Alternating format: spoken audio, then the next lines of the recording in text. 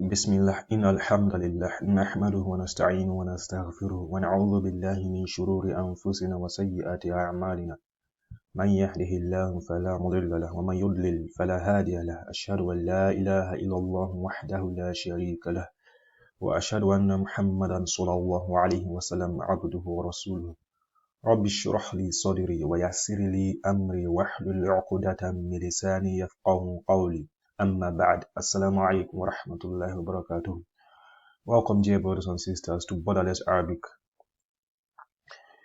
This course has been designed to help us achieve three key goals: to help us understand the verses of the Quran, to be able to read the Quran without using a translation, inshallah. The second goal of this course is to help us understand the ahadith and classical and scholarly text, both of which employ the same literary style as the Quran. And the third goal of this course is to help us improve the quality of our salah by understanding the ayat we recite, which will help us to maintain a strong level of focus, khushu' and humility, inshallah, by praying. So, if you follow through these videos from start to finish, it's my sincere hope, inshallah, that we have witnessed significant transformation in all of these three goals, inshallah. In the last lesson, we discussed the huruf al-lughati al-arabiyyah, in other words, the Arabic language alphabets. And we stopped at Zayun. Zayun. About Zayun, we said it comes from the tip of the tongue and between the plates of the two front top incisors, like so. This is the point we are trying to use when we try to articulate the letter Zayun. And it's an easy one in English language when we have the word zip, the Z in zip, for example. Zip, zip. In Arabic, zawjun, zawjun. Zawjun means spouse. So today, inshallah, we are going to take a quick walk through the remaining alphabets in the Arabic language, inshallah. So, bismillah.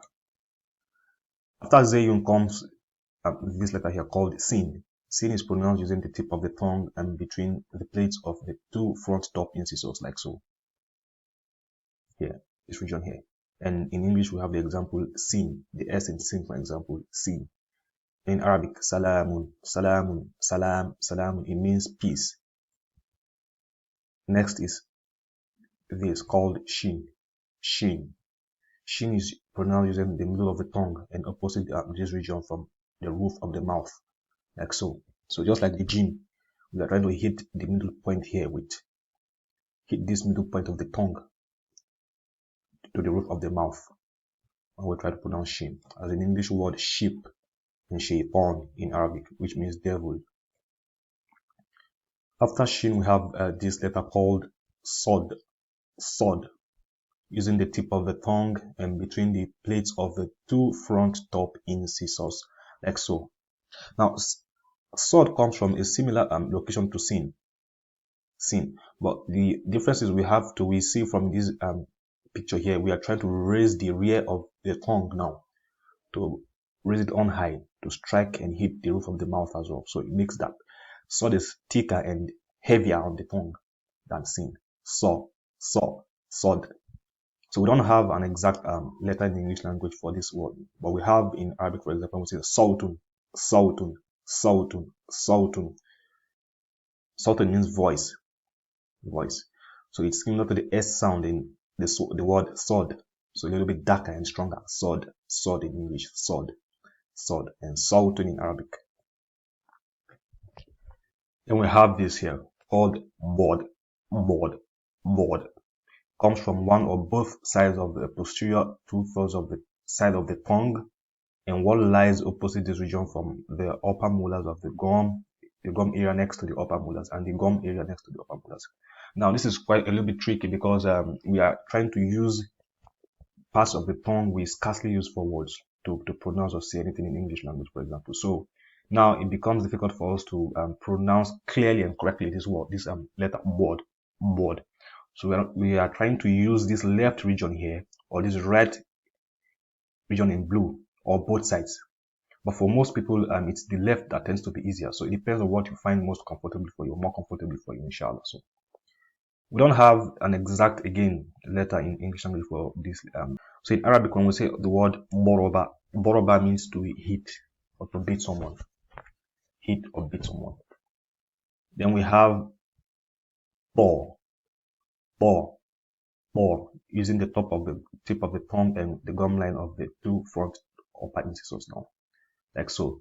Again, you can see from here, we're also trying to raise the back of the tongue now to hit the roof of the mouth, in addition to striking the tip of the tongue to the upper roof of the mouth of the incisor. So it's similar to ta, ta, but again, the difference is we are trying to raise the back of the tongue now. So it makes it bo, bo, heavier, thicker, and stronger than ta. So we don't have an exact letter again in English language. So it's like letter T, but a little bit thicker and more emphatic, right? So it's like top, top, top. In Arabic, tolabun. Tolabun means to seek, to request, or to demand something. And we have vor, vor, using the top side of the tip of the tongue and the bottom edges of the two top front incisors, like so. So just like the dal, we are trying to stick the tongue out a little bit, the tongue out, and hit the top of the tongue, the top of the tip of the tongue now, while also raising the back, the rear of the tongue as well, to strike the roof of the mouth. So it comes out as vor, vor, vor, not zo, zo. When you say zo, it's because the tongue is not being stuck out. So we are trying to, the tongue is still stuck inside. That's why it's zo, zo. But once you stick the tongue out a bit and hit the top of the tongue, it comes out as vor, vor, vor, vor. We don't have an exact equivalent in English language, but in Arabic we say volume, volume, volume, wrongdoer. And then this one here called ain, ain, ain. It comes from the middle of the throat, like so. So it shares this position with ha, ha. It doesn't have an exact letter again in English language, so we have to be careful there. In Arabic, for example, we say abdun, abdun, abdun. It's not a. When we say a, that's the hamza sound here. A, a. When hamza has a fatha on it, or when it has a vowel, it comes as a, a, a. But here we are saying a, a, a little bit sharper and high pitched. So like in the Arabic word abdun, abdun, abdun, which means slave. Then we have what's called roin, roin, roin, using the uppermost part of the throat, like so. So it shares this point with kho, kho, kho. No equivalence in English language. So in Arabic, for example, we say roniyun, roniyun, roni, roniyun, which means wealthy, wealthy. Next is fa, fa, pronounced using the inside of the lower lip and the tips of the two top front incisors now, like so. The inside of the lower lip, and it's quite easy for us in English language when we have the word fad, fad, fad. In Arabic, for example, nafakho, nafakho means he blew, to blow something. It's a verb, he blew. Then we have this called off, off, comes from the deepest part of the tongue, touching the roof of the mouth and the soft palate now, like so. So we are trying to make it heavy now. Oh, oh, oh, oh. Again, no equivalence in English language. It's like the Q letter, but a little bit thicker, heavier, and stronger. Oh, oh, oh. As in the Arabic word qawlun, qawlun, which means speech. Then we have kaf. Kaf comes from the deepest part of the tongue as well, touching the roof of the mouth opposite and touching the roof of the mouth opposite to this region between the junction of the hard and soft palate, like so. Now it's quite similar to off, but when it's kaf, we are trying to make it a little bit ahead now. So it's not as deep line as cough. It's like we have cough here, then kaf is here, right? So kaf is a little bit ahead, so it doesn't come out as cough, cough, no, but kaf, kaf, kaf, kaf, kaf, kaf, kaf, not cough. Now, so for example, in English word keep, keep, and in Arabic kafun, kafun means palm, palm, palm. Then what we have here is lam, lam, using the uppermost part of the sides of the tongue until the end of the tip, touching what lies opposite the region from the gums of the two top front incisors, the two top lateral incisors, or the two top canines and the two top premolars now. like so. So it has a very wide region from which we can pronounce this letter lam. So it's quite easy for us, inshallah. As an English word, lad, or in Arabic, layla, layla means night. Then we have this called mim, using we pronounce mim by closing the two lips together with a gunnar sound. A gunnar sound is when we try to make a sound come out through the nasal passage now.